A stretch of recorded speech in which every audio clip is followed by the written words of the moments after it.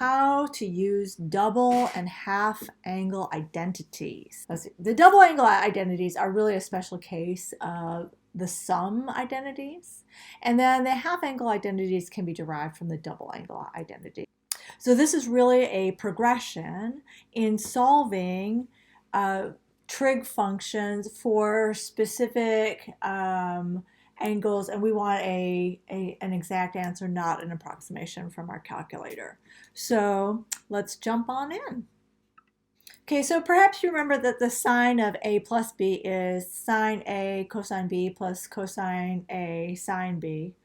But if both of a and b are a, then it just ends up being sine a cosine a plus sine a cosine a. And so you got two of those. So that's where this one comes from. Perhaps you remember that cosine of a plus b is cosine a cosine b minus sine a sine b. But if both of the arguments are not a and b, they're both a, then you would end up with cosine a minus sine a sine a. And so that's just cosine squared a minus sine squared a. Now, what you remember from your Pythagorean identities, remember that sine squared plus cosine squared is equal to 1. That means I could say that the cosine squared is equal to 1 minus sine squared.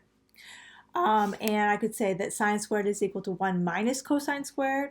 That means I can rewrite this in a couple of different forms.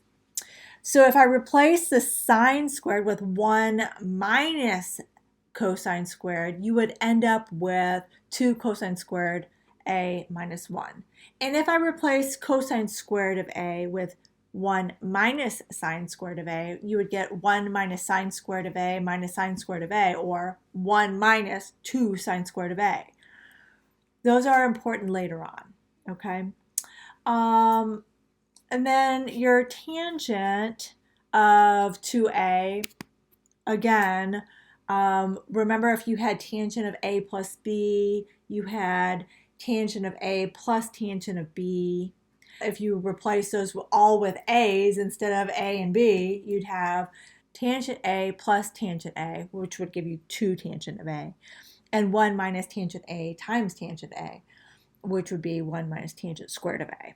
Okay, so that's where those double angle identities come from. They're just rewritten with 2 of the same variable instead of an a and a b.